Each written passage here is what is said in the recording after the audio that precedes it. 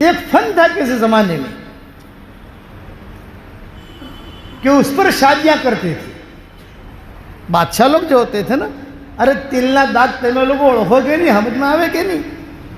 کسی کا یہاں تھوڑا سا داغ ہوتا ہے, تل ہوتا ہے, کسی کو ہونٹوں پر ہوتا ہے, کسی کے نیچے ہوتا ہے, کسی کے آنکھ کے اوپر ہوتا ہے, کسی کے جو ہے انگلیوں پر ہوتا ہے. دیکھو تو اس زمانے میں جو پہلے کے جو قومیں گزری ان میں ایک فن گزرا ہے یہ.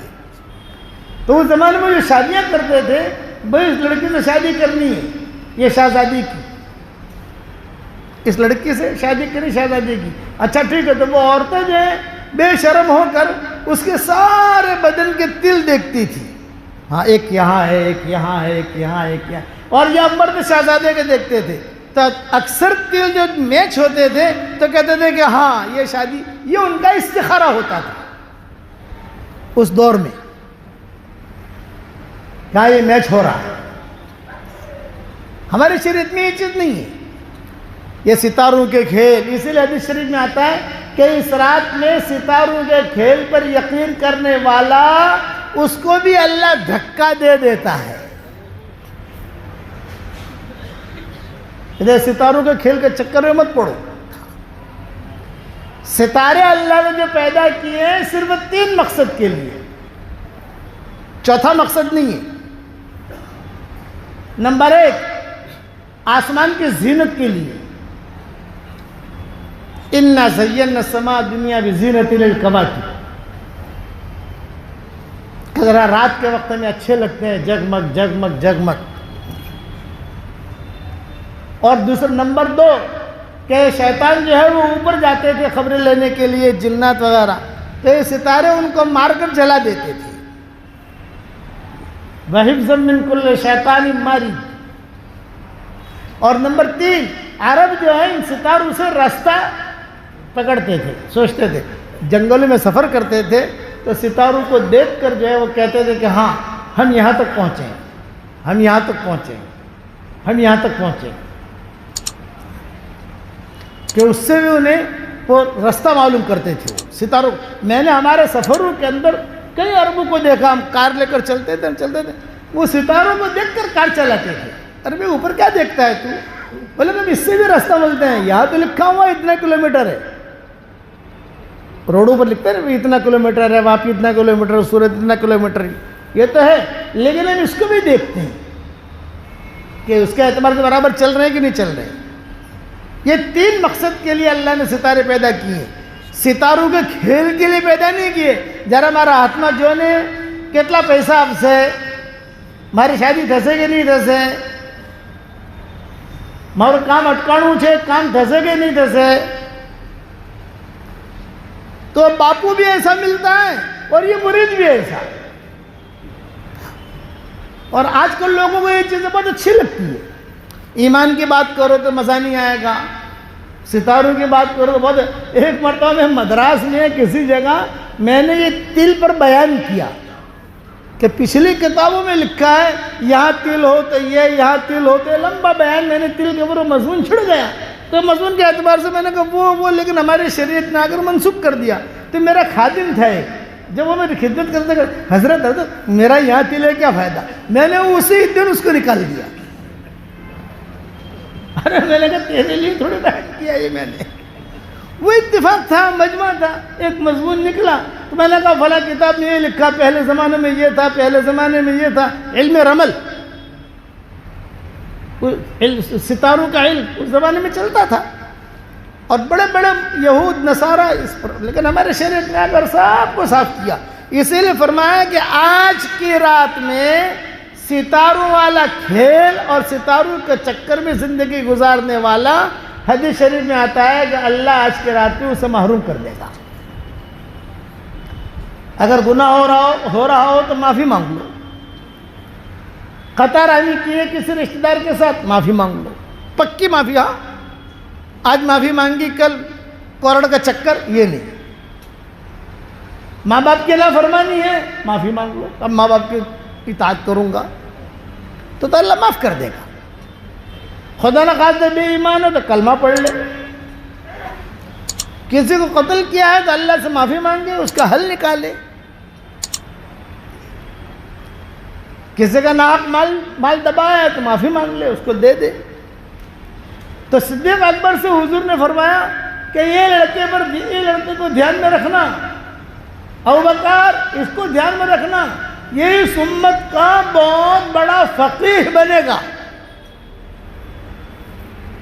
یہ حضور نے فرمایا اس امت کا بہت بڑا فقیہ۔ تو ابوبکر کہتے تھے کہ چونکہ ابوبکر سب کو پہچانتے تھے کہ فلاں خاندان سے فلاں خاندان سے، حضور صلی اللہ علیہ وسلم خاندانوں کو زیادہ نہیں جانتے تھے۔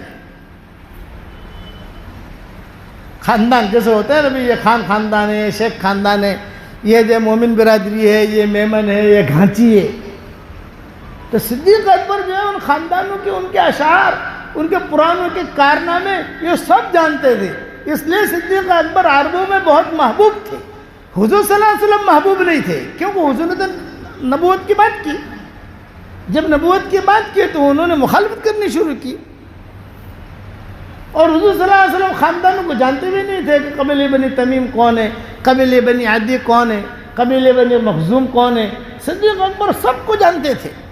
تو صدیق اکبر نے کہا حضرت میں نے تو آپ نے کیا فرمایا، بہت بڑا فقیہ بنے گا اس امت کا۔ وہ بعد میں چل کر کون بنے؟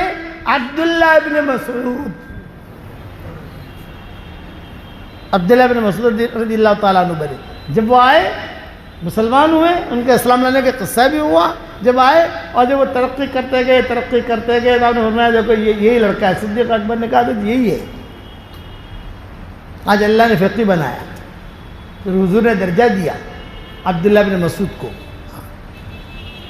دبلی پتلی ان کی ٹانگیں تھی عبداللہ بن مسعود کی، پتلی پنڈلیاں، بہت دبلی پتلی، حدیثوں میں آتا ہے۔ زیادہ پیسہ بھی نہیں تھا ان کے پاس، بیٹیاں بہت تھیں، لڑکیاں، بعض کے گھر میں تو لڑکیاں، یعنی ہر سال ان کی بیوی لڑکی جنتی تھی۔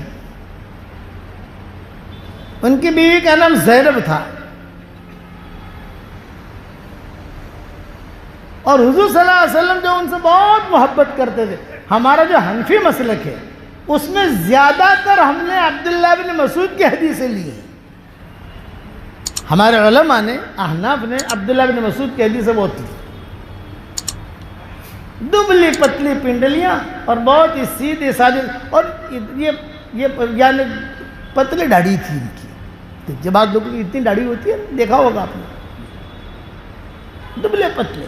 ایک مرتبہ حضور صلی اللہ علیہ وسلم نے فرمایا کہ حشر کا میدان میں تم لوگوں کو تولا جائے گا، اعمال کو بھی تولا جائے گا اور آدمی کو بھی تولا جائے گا، یعنی عمل والے کو بھی تولا جائے گا۔ تو صحابہ جو ایک دوسرے کی طرف دیکھ کر ہنسنے لگے۔ بھئی کیوں ہنس رہے؟ کیونکہ اس کا تو کچھ وزن ہونے کا نہیں، عبداللہ بن مسعود کا، کہ اس کا تو کچھ وزن ہونے کا نہیں۔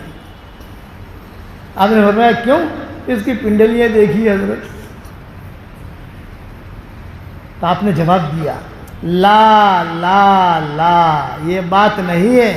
عبداللہ بن مسعود کو حشر کے میدان میں جب تولا جائے گا تو اس کے دونوں پنڈلیوں کا وزن احد پہاڑ سے بھی زیادہ ہوگا۔ یہ آپ نے فرمایا، کتنا اعتماد ہوگا ان پر۔ میری امت کے بارے میں تو جو چاہے گا میں اسے منظور کر لوں گا۔ مینا میں تھے، حضور صلی اللہ علیہ وسلم حج میں گئے تھے، خدا کا کرنا ایسا ہوا کہ سب احرام کی حالت میں، اور سانپ نکل آیا۔ سانپ ایسے مخلوق ہے کہ آدمی ویسے بھی ڈرتا ہے، خواب میں دیکھے تو بھی ڈرے، اور کہیں نکل آئے تو پھر آدمی کھڑا ہوتا ہے، بھاگتا ہے، فطرت ہے۔ سانپ نکل آیا۔ اب وہ جو سانپ نکلا تو سارا مجمع صحابہ کا کھڑا ہو گیا، احرام کی حالت میں تھے، سب کل عرفہ تھے، کل عرفہ تھے، اور یہ مینا والی رات ہے۔ مائیں سب جو ہے وہ دھمال ہو گئی، سب کوئی یہاں بھاگ، ارے کیا ہوا کیا ہوا۔ سانپ نکلا، اور وہ سانپ بھی کبھی یوں جاوے، کبھی یوں جاوے، کبھی یوں جاوے، تو جہاں جاوے وہاں کا مجمع وہ اکھاڑ دے گے۔ جیسے 10-15 آدمی یہاں کھڑے ہیں، اب وہاں سانپ جو گیا وہ یہاں آ گئے، اب وہ مڑ کر اس طرف آیا، وہ وہاں بھاگے، یعنی افراتفری ہوگی۔ تو یہ عبداللہ بن مسعود تھے، انہوں نے سب کا مقابلہ کیا، جلدی جلدی بھاگے بھاگے۔ ایسا آدمی بھاگتا بھی تیز ہے نا جس کو پنڈلیاں کمزور ہو، بھاگے بھاگے بھاگے گئے، کہیں سے لاٹھی باٹھی لی اور لاٹھی لے کر سانپ کوئی قدر، تو سانپ آگے آگے، عبداللہ بن مسعود پیچھے پیچھے، اور حضور صلی اللہ علیہ وسلم یوں دیکھ رہے ہیں، یوں دور تک یوں دیکھ رہے ہیں کہ کہیں مڑ کر حملہ نہ کرے عبداللہ بن مسعود پر۔ اور سارے صحابہ، ساری مائیں دیکھ رہے ہیں کہ یہ گیا، یہ گیا، یہ عبداللہ احرام کی حالت میں، یہ بھاگ رہے، یہ بھاگ رہے، یہ بھاگ رہے، یہاں تک کہ وہاں پہاڑ تو بہت ہے مینا میں، کسی غار میں یہ سانپ چھپ گیا۔ تو عبداللہ بن مسعود جو ہے وہاں تھوڑے سے سانس تو پھول رہی تھی، وہاں کھڑے کھڑے وہ لکڑی غار میں لکڑی مار رہے ہیں، نکل نکل نکل۔ آپ دیکھ رہے ہیں عبداللہ بن مسعود کو۔ پھر آئے عبداللہ بن مسعود، کیا ہوا؟ حضرت اندر چلا گیا ورنہ مارتا میں اس کو۔ آپ نے فرمایا کوئی بات نہیں، اللہ نے اس کو تمہارے شر سے بچا لیا اور تم کو اس کے شر سے بچا لیا۔ یہ اس نے جملہ کہا کہ اللہ نے اس کو تم سے بچایا اور تم کو اس سے بچایا۔ یہ عبداللہ بن مسعود اونچا آدمی، حضور نے پہلے کہہ دیا تھا بہت بڑا فقیہ بنے گا۔ یہ چیزیں جو ملتی ہیں، شاباشیاں جو ملتی ہیں نا، یہ شاباشیاں خالی بیان کرنے سے نہیں ملتی، اندر آدمی قربانی دیتا ہے تو شاباشی ملتی ہے۔